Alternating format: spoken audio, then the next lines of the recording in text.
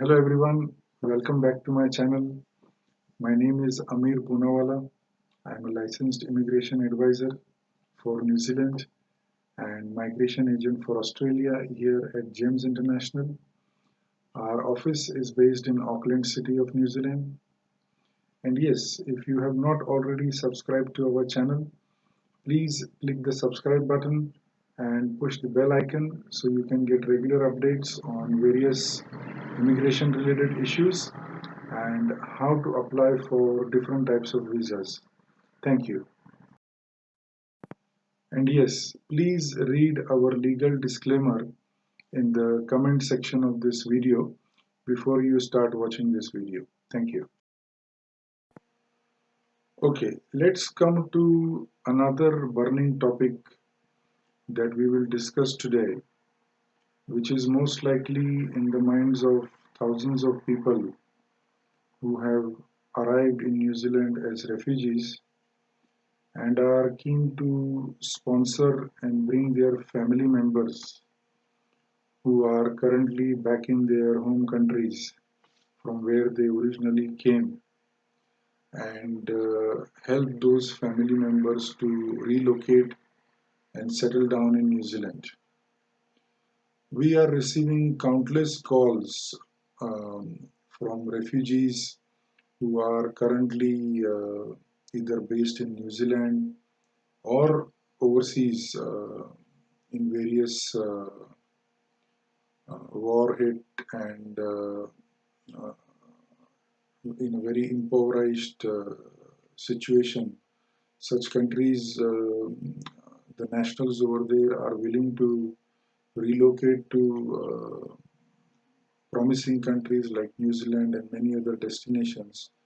So we receive a lot of calls and we have thought of preparing this video so we can provide a link to this video to all such people overseas or wherever you are so that you can get an idea about this category of visa that we are going to talk about today. Many a times we are contacted by applicants either halfway through the process or when they have received a refusal letter from the concerned immigration department with regards to the application they have made. And this is when most people approach us to avail professional help or either lodge their applications all over again. I would always like to remind our viewers, our prospective clients and visa applicants that making a visa application is not all about filling forms. The most important aspect is that you must meet with all the requirements of a given visa category. And this is the most important part when making any visa application. Also remember that the whole process is somewhat technical in nature. What I mean to say by this is that it is not such common knowledge in order to compile and submit such visa applications. And many a times the immigration department receive applications which are incomplete in many respects. Either the forms are incompletely filled or the supporting documentation is incomplete, and this could only delay the process, and sometimes or many a times the application is sent back to the applicant asking for more details, and there could be a lot of hassle. And to avoid all this hassle and have peace of mind during your visa application process and even after applying for the visas, we at G.E.M.S International provide you professional and expert help with lodging your visa applications, and you can take advantage of our vast experience in this field and make sure that your applications are lodged in the right manner in the first attempt itself. As our standard practice, we also continue to liaise with the respective immigration department after submission of your application and also keep you posted on any developments or if there is any request from the immigration department asking for further information. We also keep you informed about that and compile any further information requests from the department and submit them. So we are with you during this whole process, right from the very beginning till the finalization of your application is achieved and the outcome of your application is achieved. We are with you to support and guide you in this process. And I would really appreciate if you can uh, avail our services and make sure that your applications are submitted in the right manner. However, you must also remember that for any visa, for any country, no one can give you 100% guarantee of getting that visa for you. Because it is quite obvious that the decision making power of whether to grant you a visa or not is solely in the hands of the concerned immigration department. I mean, we have no control or influence on that process, and that decision is made by them. And the only thing we can assure you is that we will utilize our professional skills and experience to your advantage and to achieve the result that you are expecting. But please remember, we do not guarantee any visas. Thank you for your understanding. In our today's video, we will have a general discussion about how to apply for a residence visa under the Refugee Family Support category for New Zealand. New Zealand, as you must already be aware, is one of the most sought after destinations for refugees to relocate and settle down, amongst many other destinations around the world. And many refugees from overseas arrive in New Zealand every year to start a new chapter and a new life here in New Zealand. And along with it comes the bonus of enjoying the Kiwi lifestyle, the best nature has to offer, a pollution free environment, and one of the world's best social welfare systems that we have here in New Zealand, which can provide such new arrivals. Um, when I say new arrivals in terms of refugees, with some financial support and help them to kickstart their life here in New Zealand, and much more that you will experience when you will physically come here and start living in Aotearoa, that is New Zealand.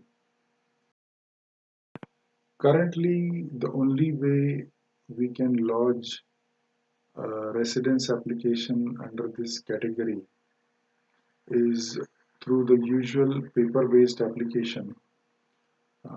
Since the immigration online systems are currently in the process of being enhanced and the online portal is still not available.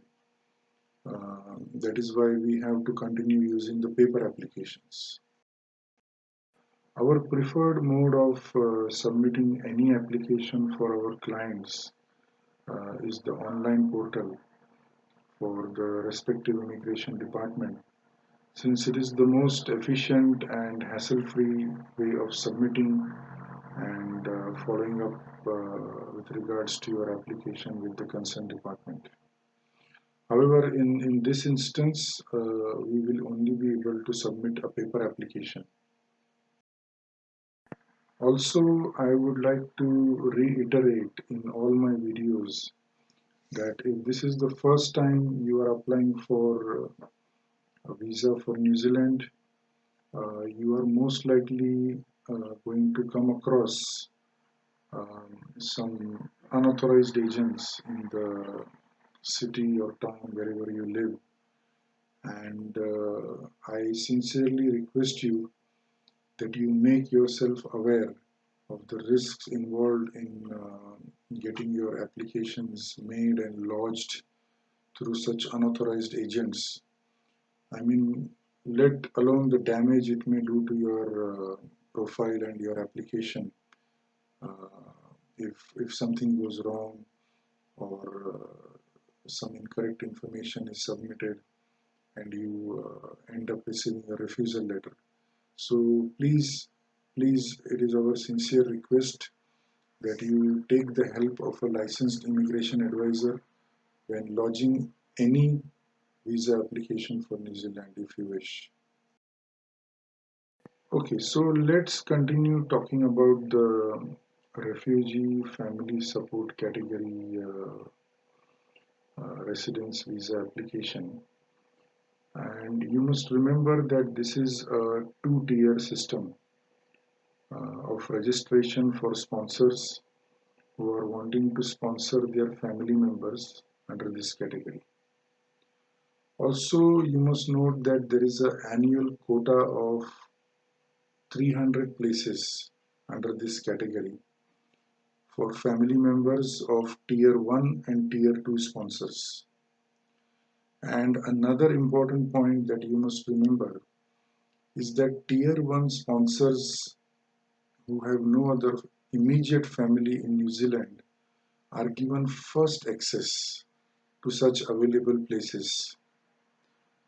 And once the Tier 1 sponsor registrations are selected from the queue, and if there are any other places left after this, then Tier 2 sponsor registrations are then selected. So this is something that you must remember. Okay, so let us look at the general requirement of who can be a sponsor under this category. And point number one under this category is that you must have been granted New Zealand residence on the basis of being a refugee or a protected person, or as an Afghan interpreter, or the partner or dependent child of an Afghan interpreter. So that is criteria number one. Number two, you must have not previously sponsored someone who has been granted a resident visa under the refugee family support category or the refugee family quota. Okay, so that's point number two, you must remember. Point number three is you must be physically living in New Zealand and you must be aged 18 or over. And then there are some specific criteria to be met for Tier 1 and Tier 2 sponsors that we will discuss a bit later on in this video. Okay, so sponsors must also be a New Zealand citizen or hold a New Zealand resident or permanent resident visa. This is another requirement. And sponsors must have lived in New Zealand for the term of the sponsorship unless an exception applies. So what this simply means is that as a sponsor under this category, you must continue to live in New Zealand for the whole duration of this application process. Okay, so coming to the next one, which is quite obvious that you should not be sponsoring for a financial reward or fee. Uh, this is something you must bear in mind, and you must never have been convicted of an offense under the immigration law, nor you must have an outstanding debt to the Crown or other third parties as a result of another sponsorship arrangement. Yes, this is another requirement that you must be aware of. And you must not have previously breached sponsorship obligations or have entered into insolvency procedures or have become bankrupt. You should also not be liable for deportation. Coming to the next point, you should not be serving a custodial sentence, example prison, or be waiting to be sentenced after being convicted of a crime that carries a custodial sentence. So this is pretty straightforward. Now let's come to the specific requirements for Tier 1 sponsors. To be a Tier 1 sponsor, you must meet the sponsorship criteria as follows: that you must not have any immediate family member in New Zealand unless you are the sole carer of a dependent relative. That is criteria number one. Criteria number two says that you must not have other family members who are eligible for residence in New Zealand under any other category. And being the sole carer of a dependent relative means that you have the primary responsibility for the day-to-day care of a dependent relative or relatives in New Zealand on an ongoing basis. Okay, so as a tier 1 sponsor, you can sponsor either your parent, your grandparent, your grandchild, your uncle, your aunt, your nephew, your niece, or adult sibling or adult child, and that person's partner and or dependent children. So that was in a nutshell the basic criteria for tier 1 sponsors to be met. Now let's come to the basic criteria for tier 2 sponsors under this category. To be a tier 2 sponsor, you must meet the sponsorship criteria, which is as follows. You must not have any immediate family in New Zealand, or you must not have other family members who are eligible for residence under this category or any other category. Okay, so you must have been a New Zealand citizen and or holder of a residence class visa for at least 3 years immediately preceding the date their registration under the Refugee Family Support category is lodged. And in each of those three 12-month portions, you must have spent a total of 184 days or more in New Zealand. As a tier 2 sponsor, you can sponsor either your parent, adult sibling, adult child, or grandparent. If that grandparent is the sponsor's legal guardian, and that person's partner and or dependent children. So please bear that in mind. Okay, so let's get down to the flowchart of steps involved in making this visa application. You must remember that there are two important steps here, and the first step being that the sponsor must complete the registration process. Once the registration process is completed and the sponsor is selected, or rather I would rephrase it, once the registration is successful for a sponsor, then we can proceed with making a residence visa application for the family that you are wanting to sponsor. So these are two main steps involved here.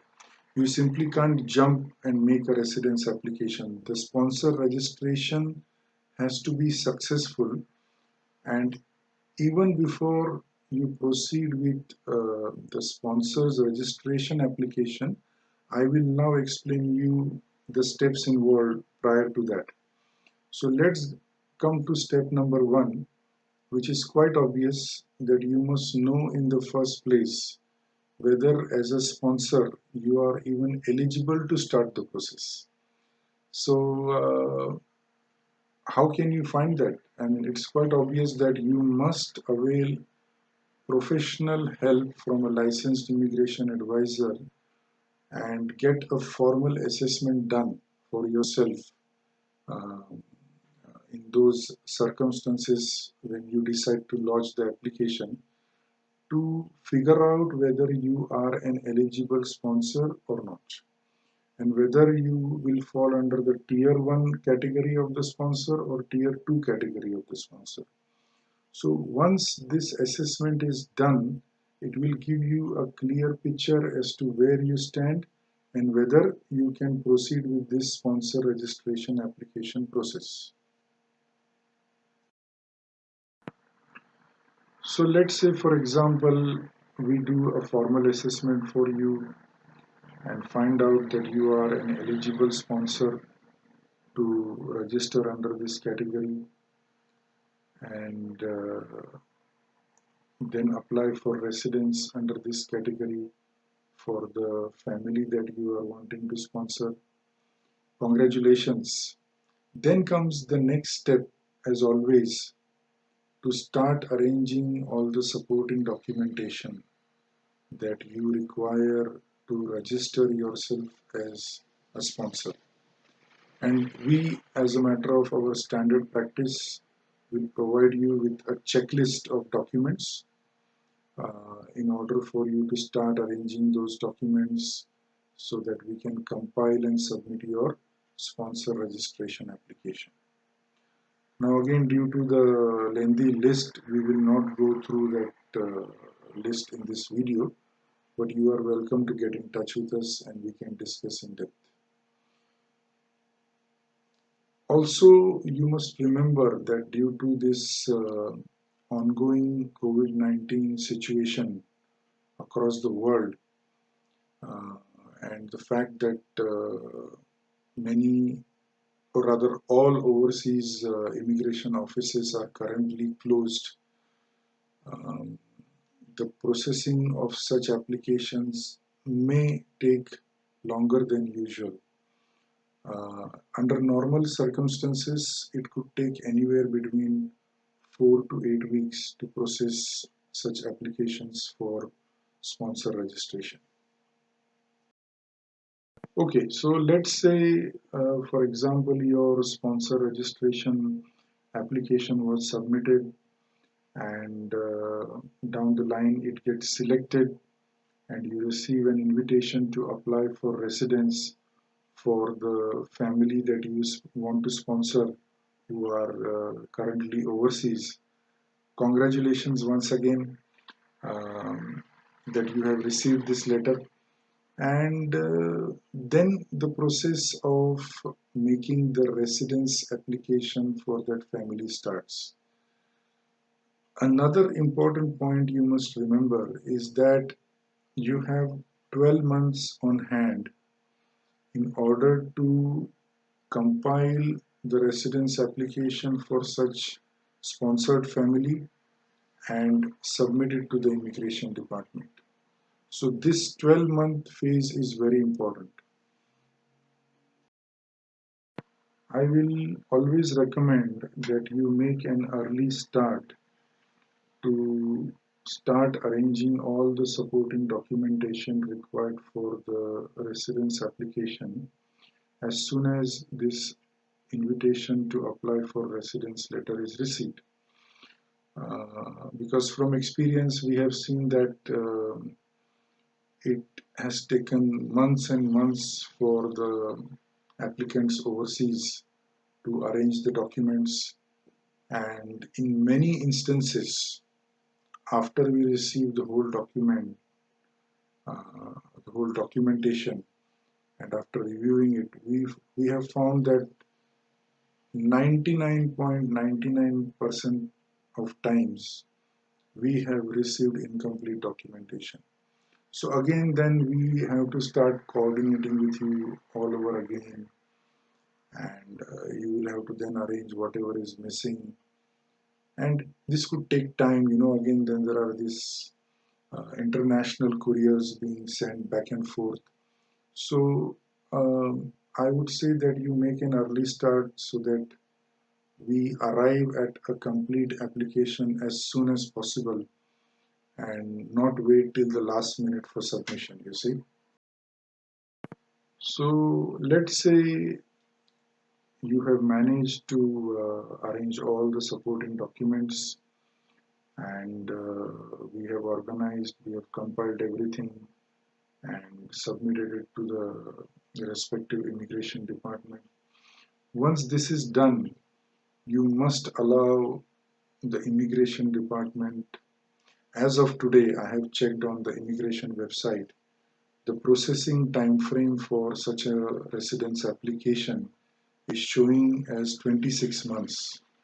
And this, I believe, is under the normal circumstances. Probably now, due to the COVID-19 situation, this could probably get even longer. So, the best way to check the processing time frames is to check the immigration website, or even you can contact us if we are representing you, and we will check that and let you know what's happening with your visa application. Right. And during this processing period, another important thing that you must remember is that if there is any change in your circumstances, uh, it could be a change in your relationship status, it could be a change in your place of residence, you could have moved on to a different city, a different country, or any other change, we suggest that you please let us know. And if required, after discussing with you, we will convey this change to the respective immigration department. And this is a requirement once your application is submitted. Again, during this processing period, what happens is that the immigration department will carry out an in-depth verification of all the credentials, all the supporting documents that you have submitted, and they may revert back to us if we are representing you, or directly to you if you are doing your own application, asking for any further information if they want. Because you can understand that the time from the date your application is lodged until the date when an immigration officer is allocated to your application, and then they start reviewing and processing your application, there is a quite a big gap in between, 26 months, or it could be more. So they may come back asking for further information, and you must remember that you need to provide us this additional information as requested by the immigration department within the time frame they have allocated. So they might provide you, say, 2 weeks or 3 weeks or 4 weeks. Within this time frame, we must arrange this additional information and submit it to the immigration department. So please bear that in mind. Okay, another very important criteria that your New Zealand sponsor has to meet is that the New Zealand sponsor is responsible to arrange suitable accommodation for the family they are sponsoring, um, to make sure that this family has a proper place to stay once they arrive in New Zealand. And then there is a whole lot of requirements around uh, the suitability of this accommodation and the various aspects involved there. We will explain you in depth if at all you go ahead and apply this visa through us. Another important aspect of this or any visa application is that you may receive a telephonic interview call from the concerned officer who has been allocated your application for processing. So you must remember that uh, whatever information you have submitted in your application, you should be fully aware of all such information.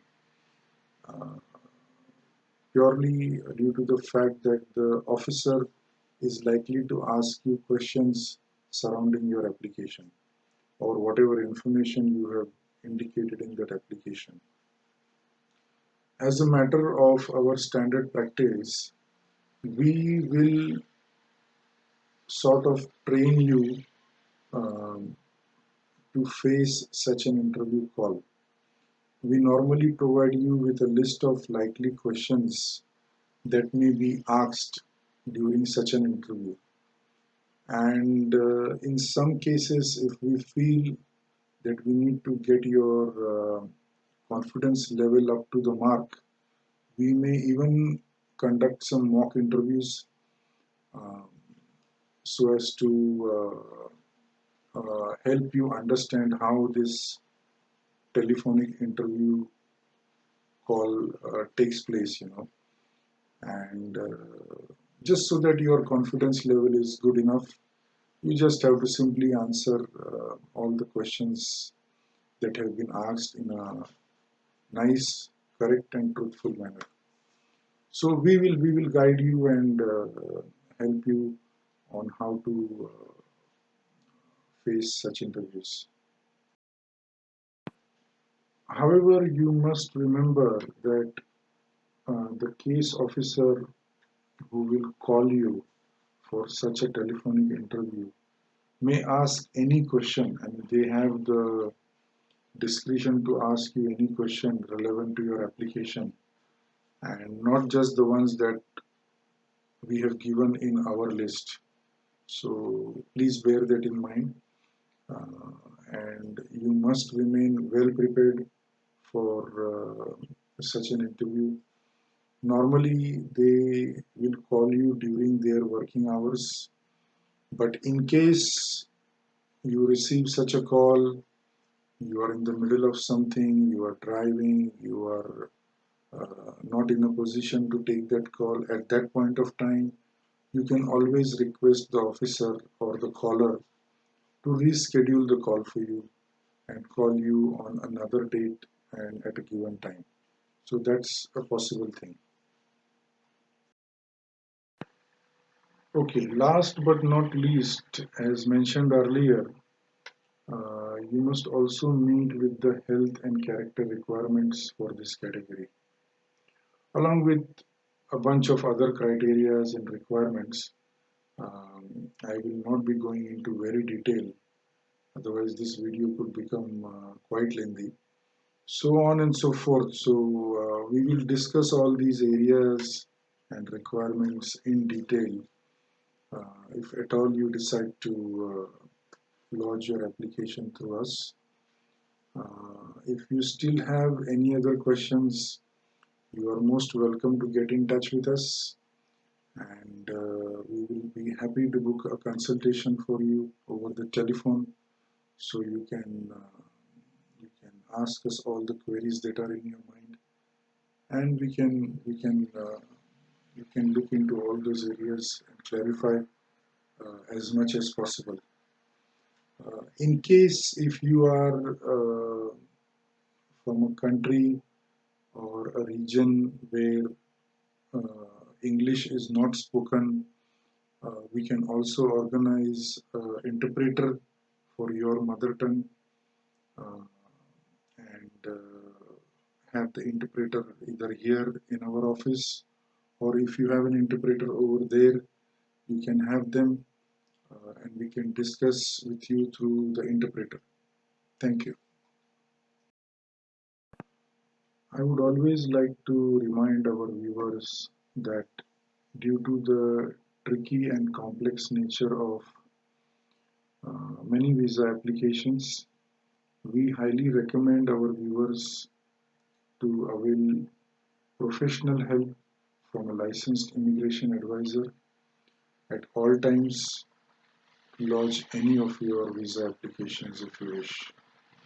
At GEMS International, we not only provide you with professional help but expert advice, and you can reach us round the clock on our WhatsApp mobile number. This mobile number is also on Viber or Imo. In some regions, I believe WhatsApp is not pretty clear, so you can get in touch with us on Viber, Imo. There are various other calling apps. You will be able to reach me on most of these calling apps on this same number, which is 00642217860007, and we will be glad to book a convenient time for you to discuss in detail and understand your situation and make a plan for you accordingly.